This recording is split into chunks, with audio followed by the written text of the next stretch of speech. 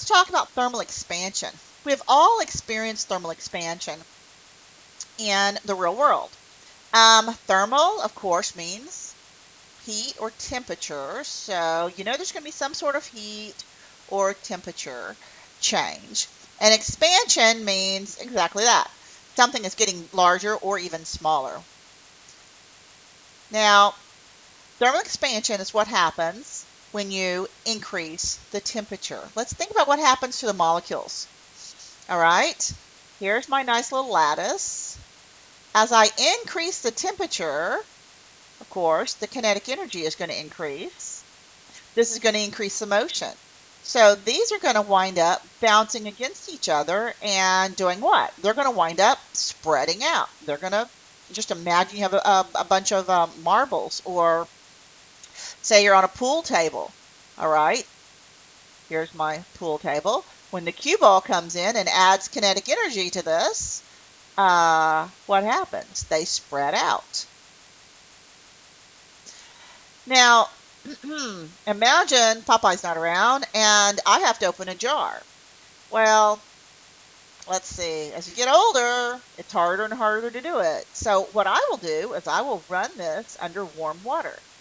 The metal will expand faster than the glass. And so this will actually pop off. Now, we've all walked down sidewalks like this. They're all cracked.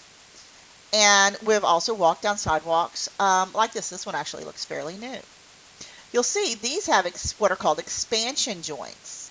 All right, and that's exactly what they are. The cracks in the sidewalk aren't something to break your mother's back, but they're something that allows the concrete to expand without all this ugly cracking. Clearly, this didn't have enough expansion joints.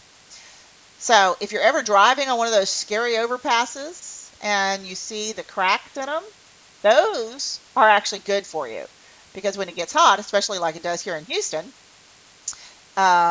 you want the concrete to have somewhere to go. Otherwise, it buckles, and that's when you get very, very bad things happening. Now, the formula for this is very straightforward. It looks kind of awful, but delta L is L alpha delta T. Let's back up.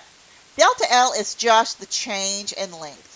All right, this is how much my bar, my slab of concrete is going to change. So if it stretches out this much, this is delta L. Now L is just the original length, okay? This L or L naught is just the original length of my bar. And then we're going to add this delta L. Delta T is the change in temperature. So clearly, the more you increase the temperature, the greater the change in length is going to be. Now let's look at this alpha. This is an alpha, A-L-P-H-A. And it is the coefficient of linear expansion.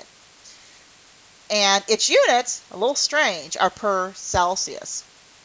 And it is just a number that we have found experimentally that correlates to your given material, that tells you how much it's going to expand. Something with a very low coefficient of expansion isn't going to expand very much.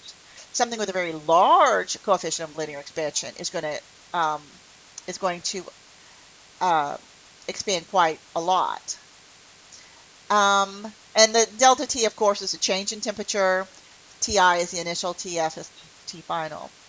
Now, let's say you have an object that has two different,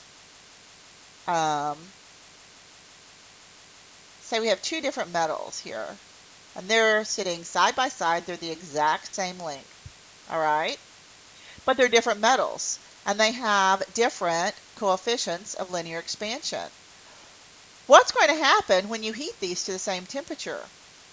Clearly, the one that has the larger alpha is going to expand more. Let's say this one right here is the one that expands more. So what's going to happen if it stretches? It's going to stretch more than this one right here. What you're going to wind up with is these two metals actually bending.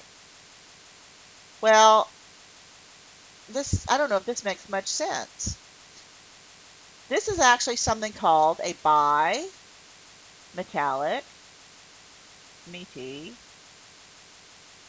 metallic strip. This is in your thermostats, in your regulators, and basically what happens is this is how your AC works. You start with these two strips that are the same length, and say it gets warm. So as it gets warm, this one right here expands more, and it winds up hitting a switch and turning on your air conditioning. Well, then the temperature cools off, all right, and say it goes back to normal. Oops, let me switch pins here. So it goes back to normal, and then say it gets cooler. Well, this one's going to contract more than the other one does. So it'll switch back the other way, and it turns on your heat. So we use coefficient of linear expansion every day to keep ourselves comfortable.